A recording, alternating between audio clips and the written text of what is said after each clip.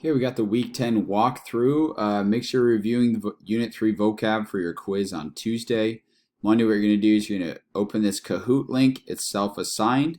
It's due by Tuesday morning. That is the pin to enter the game. So when I click on it, should open it, right? And then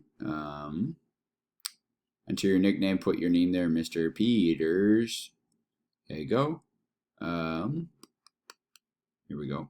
And then it's just going to roll you through all of our vocab pieces here and so forth. Okay, so that's what we're doing Monday.